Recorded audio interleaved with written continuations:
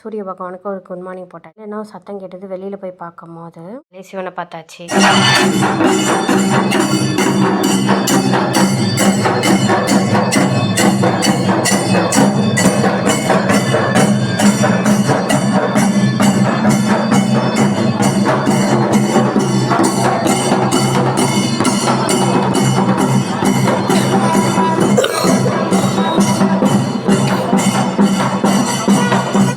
பார்த்தீங்கன்னா ஒரு மாடு நின்று போயிருக்கும். யார் யார் கரெக்டாக கவனிச்சிங்கன்னு கமெண்ட் செக்ஷனில் கமெண்ட் பண்ணுங்கள்.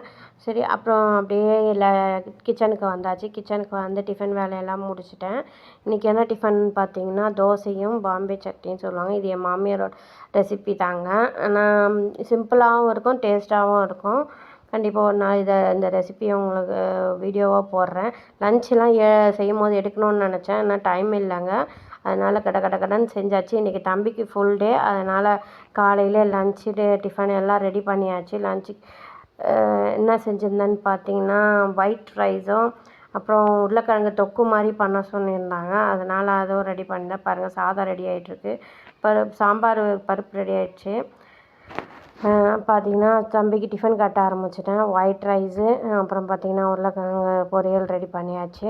அப்புறம் பார்த்திங்கன்னா சாம்பார் சிவப்பு முள்ளங்கி போட்டு தாங்க சாம்பார் வச்சுருந்தேன். சிம்பிளாக தண்ணியே கேட்டிருந்தாங்க ஹஸ்பண்ட், அதனால் அதை அப்படியே ரெடி பண்ணியாச்சு. தம்பிக்கு லஞ்சு இன்றைக்கி வந்து ஹாட் பாக்ஸில் தாங்க கட்டி கொடுத்தேன். அவர் 2 டிஃபன் பாக்ஸ் வச்சுருக்காரு. ஒன்று வந்து சாதாவாக இருக்கும், இன்னொன்று வந்து ஹாட் பாக்ஸ் மாடலில் இருக்கும். தம்பிக்கு டிஃபன் கட்டிங்கன்னே பார்த்தீங்கன்னா சைட் பை சைடு அவருக்கு ஸ்நாக்ஸ்லாம் எடுத்துக்க சொன்னார்.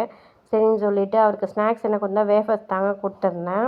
சாக்லேட்லாம் இருக்காதுங்க, சாக்லேட் ஃப்ளேவர் தான், பட் அதில் சுத்தமாக சாக்லேட்டே இருக்காது. நான் அதை டேஸ்ட் பண்ணிட்டு தான் வாங்கினேன். ஸ்பூனு லஞ்ச் டவல்லாம் வச்சு லஞ்ச் பேக் ரெடி பண்ணிவிட்டேன். ஃபேவர்ஸ்லாம் எடுத்து வச்சுட்டு சைட் பை சைட் பார்த்தீங்கன்னா வெயிட் லாஸ் ட்ரிங்க் ரெடி பண்ணிட்டேன் என் ஹஸ்பண்டுக்கு. அவர் வந்தோடனே சாப்பிட்டுட்டு வெளில கிளம்பி ஊர் பேர் பாருங்களா, ரொம்ப டிஃப்ரெண்ட்டாக இருக்கேன். கிராமம் சைடெலாம் போகும்போது நீங்களாம் நோட் பண்ணியிருப்பீங்களான்னு எனக்கு தெரியல.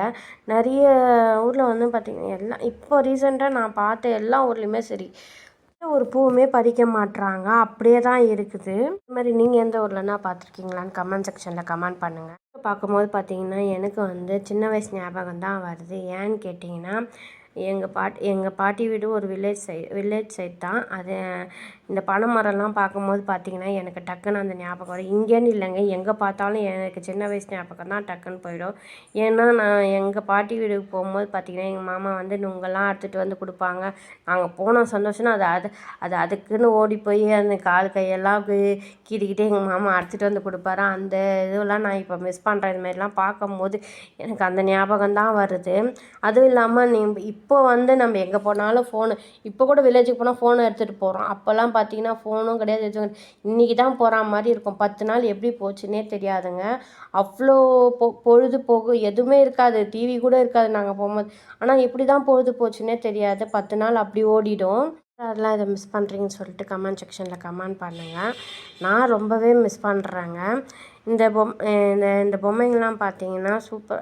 செய்கிற இடத்துக்கு தாங்க தாண்டி போகணும். இது கண்டிப்பாக ஒரு நாள் ஒரு வீடியோவாக போடுறேன். ஒரு சில பொருள்லாம் வாங்க வேண்டியது இருக்குது, கண்டிப்பாக வந்து ஒரு வீடியோவாக போடுறேன்.